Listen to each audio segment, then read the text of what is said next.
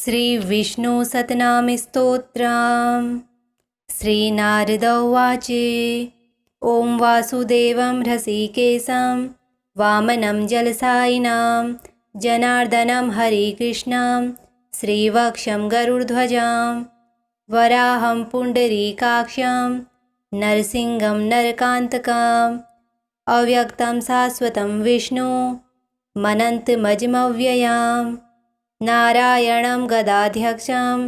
गोविन्दं कीर्तिभाजनं गोवर्धनोद्धरं देवं भूधरं भुवनेश्वरं वेतारं यज्ञपुरुषं यज्ञेशं यज्ञवाहकं चक्रपाणिं गदापाणिं शङ्खपाणिं नरोत्तमं वैकुण्ठं दुष्टदमनं भूगर्भं पीतवाससं त्रिविक्रमं त्रिकालज्ञं त्रिमूर्तिनन्दिकेश्वरं राम रामं हयग्रीवं भीमं रौद्रं भवोद्भवं श्रीपतिं श्रीधरं श्रीशां मङ्गलं मङ्गलायुधां दामोदरं दमोपेतं केशवं केशिसूदनं वरेण्यं वरदं विष्णु मानन्दं वसुदेवजां हिरण्यरेतसंदीप्तं पुराणं पुरुषोत्तमं सकलं निसकलं शुद्धं निर्गुणं गुणशाश्वतं हिरण्यतनुसङ्काशं सूर्यायुतसम्प्रभां मेघश्यामं चतुर्बाहुं कुशलं कमलेक्षणं ज्योतिरूपं रूपं च स्वरूपं रूपसंस्थितं सर्वज्ञं सर्वरूपस्थं सर्वेशं सर्वतोमुखम् ॐ वासुदेवं हृषीकेशं वामनं जलसायिनं जनार्दनं हरिकृष्णं श्रीवक्षं गरुडध्वजं वराहं पुण्डरीकाक्षं नरसिंहं नरकान्तकम् अव्यक्तं शाश्वतं विष्णु मनन्तमजमव्ययम् नारायणं गदाध्यक्षं गोविन्दं कीर्तिभाजनं गोवर्धनोद्धरं देवं भूधरं भुवनेश्वरं वेतारं यज्ञपुरुषं यज्ञेशं यज्ञवाहकं चक्रपाणिं गदापाणिं शङ्खपाणिं नरोत्तमं वैकुण्ठं दुष्टदमनं भूगर्भं पीतवाससं त्रिविक्रमं त्रिकालज्ञं त्रिमूर्तिनन्दिकेश्वरं राम रामं हयग्रीवं भीमं रौद्रं भवोद्भवं श्रीपतिं श्रीधरं श्रीशां मङ्गलं मङ्गलायुधां दामोदरं दमोपेतं केशवं केशिसूदनं वरेण्यं वरदं विष्णु मानन्दं वसुदेवजां हिरण्यरेतसंदीप्तं पुराणं पुरुषोत्तमं सकलं निसकलं शुद्धं निर्गुणं गुणशाश्वतं हिरण्यतनुसङ्काशं सूर्यायुतसम्प्रभां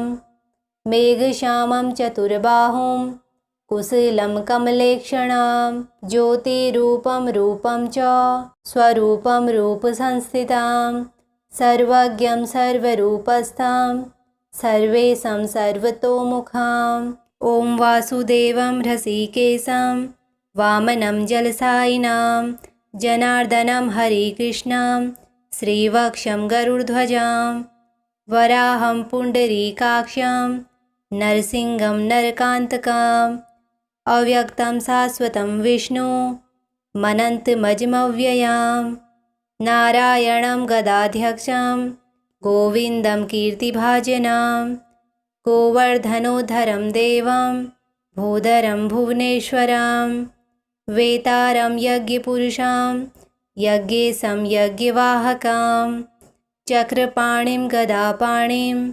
शङ्खपाणिं नरोत्तमं वैकुण्ठं दुष्टदमनं भूगर्भं पीतवाससं त्रिविक्रमं त्रिकालज्ञं त्रिमूर्तिनन्दिकेश्वरं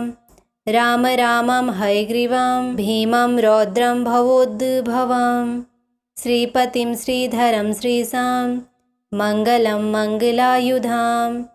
दामोदरं दमोपेतं केशवं केशिसूदनं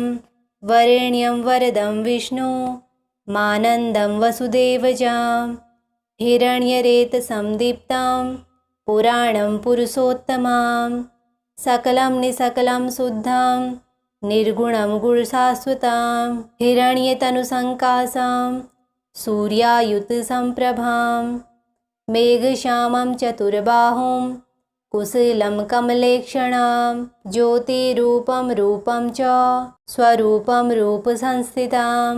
सर्वज्ञं सर्वरूपस्थां सर्वेशं सर्वतोमुखां ॐ वासुदेवं हृषीकेशं वामनं जलसायिनां जनार्दनं हरिकृष्णं श्रीवक्षं गरुडध्वजां वराहं पुण्डरीकाक्षं नरसिंहं नरकान्तकम् अव्यक्तं शाश्वतं विष्णु मनन्तमजमव्ययां नारायणं गदाध्यक्षं गोविन्दं कीर्तिभाजनं गोवर्धनोद्धरं देवं भूधरं भुवनेश्वरं वेतारं यज्ञपुरुषं यज्ञेशं यज्ञवाहकं चक्रपाणिं गदापाणिं शङ्खपाणिं नरोत्तमं वैकुण्ठं दुष्टदमनं भूगर्भं पीतवाससां त्रिविक्रमं त्रिकालज्ञं त्रिमूर्तिनन्दिकेश्वरं राम रामं हयग्रीवं भीमं रौद्रं भवोद्भवं श्रीपतिं श्रीधरं श्रीशां मङ्गलं मङ्गलायुधां दामोदरं दमोपेतं केशवं केशिसूदनं वरेण्यं वरदं विष्णु मानन्दं वसुदेवजां हिरण्यरेतसंदीप्तां पुराणं पुरुषोत्तमां सकलं निसकलं शुद्धां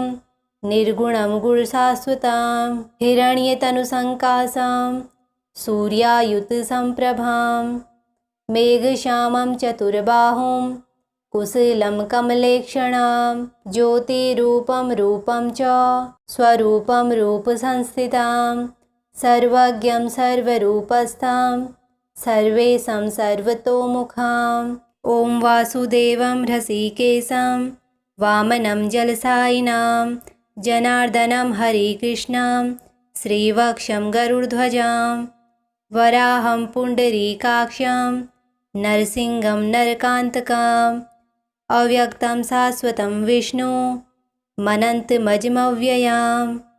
नारायणं गदाध्यक्षं गोविन्दं कीर्तिभाजनं गोवर्धनोद्धरं देवं भूधरं भुवनेश्वरं वेतारं यज्ञपुरुषं यज्ञेशं यज्ञवाहकं चक्रपाणिं गदापाणिं शङ्खपाणिं नरोत्तमं वैकुण्ठं दुष्टदमनं भूगर्भं पीतवाससां त्रिविक्रमं त्रिकालज्ञं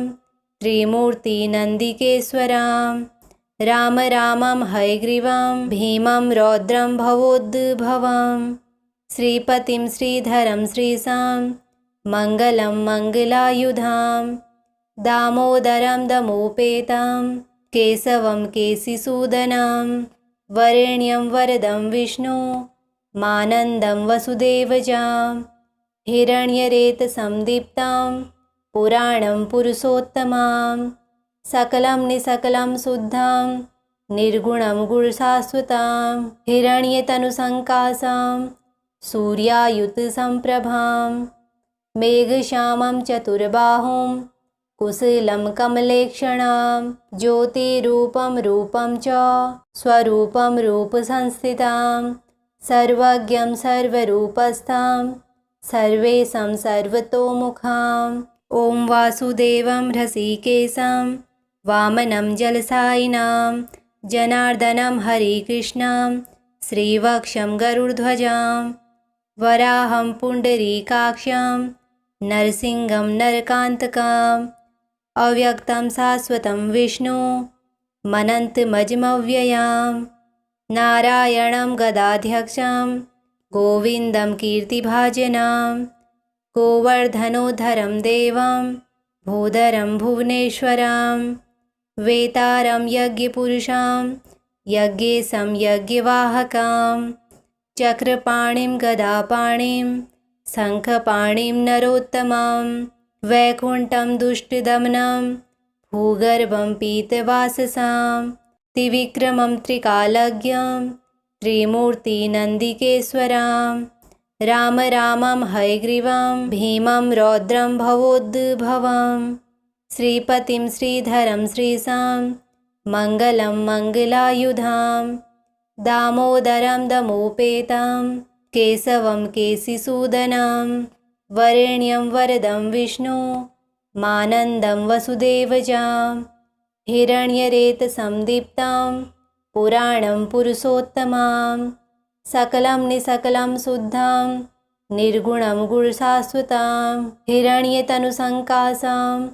सूर्यायुतसम्प्रभां मेघश्यामं चतुर्बाहुं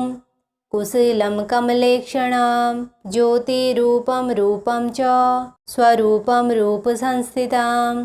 सर्वज्ञं सर्वरूपस्थां सर्वेशं सर्वतोमुखां ॐ वासुदेवं हृषीकेशं वामनं जलसायिनां जनार्दनं हरिकृष्णं श्रीवक्षं गरुडध्वजां वराहं पुण्डरीकाक्षं नरसिंहं नरकान्तकम् अव्यक्तं शाश्वतं विष्णु मनन्तमजमव्ययं नारायणं गदाध्यक्षं गोविन्दं कीर्तिभाजनं गोवर्धनोद्धरं देवं भूधरं भुवनेश्वरं वेतारं यज्ञपुरुषं यज्ञेशं यज्ञवाहकां चक्रपाणिं गदापाणिं शङ्खपाणिं नरोत्तमं वैकुण्ठं दुष्टदमनं भूगर्भं पीतवाससां त्रिविक्रमं त्रिकालज्ञं त्रिमूर्तिनन्दिकेश्वरां राम रामं हयग्रीवं भीमं रौद्रं भवोद्भवं श्रीपतिं श्रीधरं श्रीशां मङ्गलं मङ्गलायुधां दामोदरं दमोपेतं केशवं केशिसूदनं वरेण्यं वरदं विष्णु मानन्दं वसुदेवजां हिरण्यरेतसंदीप्तां पुराणं पुरुषोत्तमां सकलं निसकलं शुद्धं निर्गुणं गुणशाश्वतां हिरण्यतनुसङ्कासां सूर्यायुतसम्प्रभां मेघश्यामं चतुर्बाहुं कुशलं कमलेक्षणां ज्योतिरूपं रूपं च स्वरूपं रूपसंस्थितां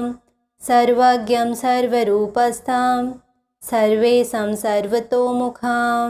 ॐ वासुदेवं हृषीकेशं वामनं जलसायिनां जनार्दनं हरिकृष्णं श्रीवक्षं गरुडध्वजां वराहं पुण्डरीकाक्षं नरसिंहं नरकान्तकम् अव्यक्तं शाश्वतं विष्णु मनन्तमजमव्ययं नारायणं गदाध्यक्षं गोविन्दं कीर्तिभाजनं गोवर्धनोद्धरं देवं भूधरं भुवनेश्वरं वेतारं यज्ञपुरुषं यज्ञेशं यज्ञवाहकां चक्रपाणिं गदापाणिं शङ्खपाणिं नरोत्तमं वैकुण्ठं दुष्टदमनं भूगर्भं पीतवाससां त्रिविक्रमं त्रिकालज्ञं त्रिमूर्तिनन्दिकेश्वरां राम रामं हयग्रीवं भीमं रौद्रं भवोद्भवं श्रीपतिं श्रीधरं श्रीशां मङ्गलं मङ्गलायुधां दामोदरं दमोपेतं केशवं केशिसूदनं वरेण्यं वरदं विष्णु मानन्दं वसुदेवजां हिरण्यरेतसंदीप्तां पुराणं पुरुषोत्तमां सकलं निसकलं शुद्धं निर्गुणं गुणशाश्वतां हिरण्यतनुसङ्कासां सूर्यायुतसम्प्रभां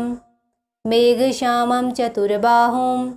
कुशलं कमलेक्षणां ज्योतिरूपं रूपं च स्वरूपं रूपसंस्थितां सर्वज्ञं सर्वरूपस्थां सर्वेशं सर्वतोमुखां श्रीविष्णुसतनामस्तोत्रम् सम्पूर्णम्।